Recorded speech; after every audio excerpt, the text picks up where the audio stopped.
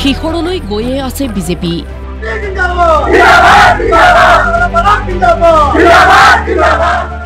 ধাৰাবাহিক অৰ্ধগামী যাত্ৰা অক্ষুণ্ণ ৰাখিছে কংগ্ৰেছে।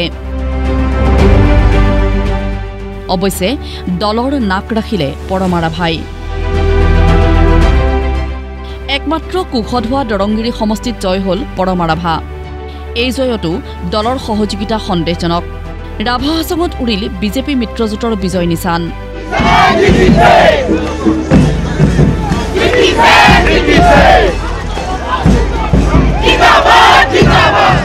পৰাজয় স্বীকাৰ অব্যাহত প্ৰদেশ কংগ্ৰেছৰ। কথাবোৰ বিজেপিয়ে কোৱা আৰু দাবী কৰাৰ দৰেই স্পষ্ট হ'ল।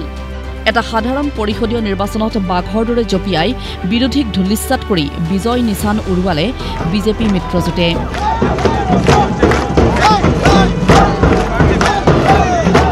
ৰাভা হাছঙত পৰিষদ গঠন কৰাৰ দিশে অগ্ৰসৰ হৈ ভূপেন বৰাসহ কংগ্ৰেছ নেতৃত্বক নিমন্ত্ৰণ টংকেশ্বৰ ৰাভাৰ। আমাৰ এনডিএৰ পক্ষত এবাৰ ভাল গলকিপাৰ আছে, ভাল ডিফেন্স খেলা মানুহ প্লেয়াৰ আছে, ভাল স্কোৰাৰ আছে আৰু অপজিশ্যনৰ মানে ভাল গলকিপাৰটো নাছিল আৰু ভাল স্কোৰাৰ নাছিল। ডিফেন্স খেলিছিল, ঠিকেই ডিফেন্স খেলিছে, মানে স্কোৰাৰ নাথাকিলেতো গ'লটো নহয়। কোনোবা দুই এটা জনগোষ্ঠী হয়তো বাহিৰত থাকিব পাৰে, ডাঙৰ কথা নহয়, কিন্তু তেখেতসকলৰ দায়িত্ব কাউন্সিলখনে গ্ৰহণ কৰিব আৰু তেওঁলোকৰ জনগোষ্ঠীসমূহৰ যিবিলাক সমস্যা থাকিব কাউন্সিলখনেও গ্ৰহণ কৰিব, দিছপুৰেও গ্ৰহণ কৰিব আৰু সকলোৰে আশীৰ্বাদত সুন্দৰকৈ কাউন্সিলখন চলিব। তেখেতসকল আহিলে তেওঁৰ যদি ডায়েবেটিছ আছে গতিকে চুগাৰ ফ্ৰী মিঠাই খুৱাই দিম, আৰু যদি তেওঁলোকৰ ডায়েবেটিছ নাই ধুনীয়াকৈ গাহৰি মাংসৰে মানে শুকান গাহৰি মাংসৰে ভাত খুৱাই দিম, আৰু যদি তেওঁ গাহৰি নাখায় তেতিয়াহ'লে আমাৰ আৰু কি আৰু শামুক আঞ্জাৰে ভাতটো খুৱাই দিম। কংগ্ৰেছ দলৰ সন্মান ৰক্ষা কৰি জয়ী হোৱা পবিত্ৰ ৰাভাৰ জয়ত দলৰ কি ভূমিকা? দলীয় স্বাৰ্থ নে ব্যক্তি জনপ্ৰিয়তাৰ বাবে জয় হ'ল এইগৰাকী প্ৰাৰ্থী, কৰিলে এই মন্তব্য। প্ৰথমতে ক'ব লাগিব দলৰে কথা ক'ব লাগিব আৰু লগতে আমাৰ প্ৰাৰ্থীটো হিচাপে ব্যক্তি হিচাপে যেনিবা কিছু ভালো পাই দিছোঁ যে চিনা পৰিচয় আছে, সেই ফলত সেইবিলাকৰ কাৰণত আচলতে জয় হৈছে। ৰাইজৰ মত ৰাইজে দিছে, আমি জাষ্ট ৰাইজৰ মাজে মাজে গৈছোঁ, ভোট ভিক্ষা খুজিছোঁ, কিন্তু ৰাইজৰ যিখিনি সঁহাৰি হিয়া উজাৰি আচলতে মোক ভোট দি তেখেতসকলে জয়যুক্ত কৰিলে। ৰাভা হাছং নিৰ্বাচনৰ ফলাফল সন্দৰ্ভত মুখ্যমন্ত্ৰীয়ে ক'লে এইদৰে।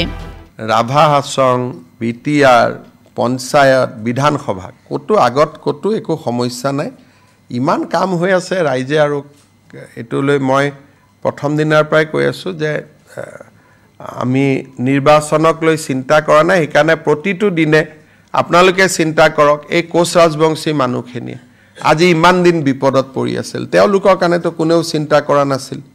বোলে অসমীয়া ভাষাৰ মৰ্যাদা কোনেওতো চিন্তা কৰা নাছিল, গতিকে প্ৰতি সপ্তাহতেতো আমি একোটা ভাল খবৰ আপোনালোকক শুনাওঁ, গতিকে ৰাইজেতো আমাক সমৰ্থন কৰাটো স্বাভাৱিক।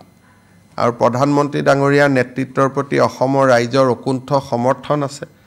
ৱাকফ বিল পাছ হৈ গ'ল, প্ৰধানমন্ত্ৰী ডাঙৰীয়াই ঐতিহাসিক কাম কৰি দেখুৱালে, গতিকে ৰাইজৰ আস্থা আছে। ৰাভা হাছং নিৰ্বাচনত কংগ্ৰেছ ধূলিসাৎ হোৱাৰ পিছত ধাৰাবাহিকতা ৰক্ষা কৰি দিল্লীৰ পৰাই পৰাজয় স্বীকাৰ কৰিলে প্ৰদেশ কংগ্ৰেছৰ সভাপতি ভূপেন বৰাই। এইটো সঁচা কথা, আমি যিমানখিনি কৰিব লাগে ইমানখিনি কৰিব পৰা নাই, কিন্তু আমি আদৰ্শগত যিখন যুঁজ আৰু আমাৰ প্ৰাৰ্থীসকলক আমি সন্মুখলৈ আগবঢ়াই দিছিলোঁ।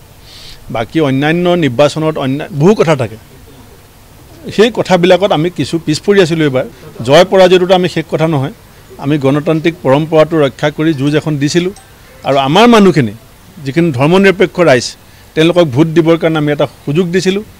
দলৰ বৃহৎ জয়ৰ পিছত প্ৰতিক্ৰিয়া প্ৰকাশ কেন্দ্ৰীয় মন্ত্ৰী পবিত্ৰ মাৰ্ঘেৰিটাৰ।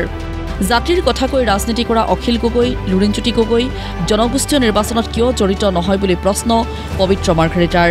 প্ৰতিটো পৰিষদীয় নিৰ্বাচনতে আমি 90ৰ পৰা 100% আমাৰ বিজেপি তথা মিত্ৰজোঁটে আমি আশীৰ্বাদ পাই আহিছোঁ। বৃহত্তৰ ৰাভা হাছংবাসী ৰাইজক আমি ধন্যবাদ জনাইছোঁ। তেখেতসকলে আমাৰ মিত্ৰজোঁটৰ যি সমূহীয়া আমাৰ কাৰ্যপন্থা তাৰ প্ৰতি তেওঁলোকে সমৰ্থন জনোৱাৰ বাবে, আৰু নৰেন্দ্ৰ মোদীদেৱৰ পৰা ডক্টৰ হিমন্ত বিশ্ব শৰ্মা দেৱলৈকে তথা আমাৰ মিত্ৰজোঁটৰ টংকেশ্বৰ ৰাভাৰ পৰা মিত্ৰজোঁটৰ আমাৰ নিজৰ দল বা আমাৰ এই আটাইকেইটা দলৰ তৃণমূল পৰ্যায়ৰ কৰ্মীসকললৈকে সকলোৰ ওপৰত যি গভীৰ আস্থা প্ৰকাশ কৰিছে আমি কৃতাৰ্থ কৃতজ্ঞ।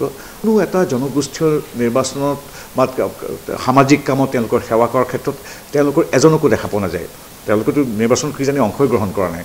গতিকে এইটো আমাৰ এটাই প্ৰশ্ন, তেওঁলোকৰ জাতীয়তাবাদৰ যিটো শ্লোগান দিয়ে তাত আমাৰ মূল ভূমিপুত্ৰসকল কিয় নাই? তাৰ বিপৰীতে প্ৰত্যেকটো অঞ্চলত ভূমিপুত্ৰৰ প্ৰতিটো সংস্থাৰ সৈতে প্ৰতিটো সংগঠনৰ সৈতে ভাৰতীয় জনতা পাৰ্টী সদায় হাতে হাত ধৰি আগুৱাই গৈছে। সেইটোৱে বাকী দলতকৈ আমাৰ পাৰ্থক্য। এতিয়া কথা হ'ল, এনেদৰে পৰাজয়ৰে ইতিহাস ৰচনা কৰি 2026ৰ নিৰ্বাচনী বৈতৰণি কংগ্ৰেছে কিদৰে পাৰ কৰিব সেয়াহে লক্ষণীয় হ'ব। এফালে ঊৰ্ধগামী বিজেপি মিত্ৰজোঁট, আনফালে কংগ্ৰেছৰ ধাৰাবাহিক পৰাজয়। এয়াই হৈছে ৰাজ্যৰ ৰাজনীতিৰ স্পষ্ট তথা প্ৰকৃত ছবিখন। ব্যুৰ' ৰিপৰ্ট, প্ৰতিদিন টাইম।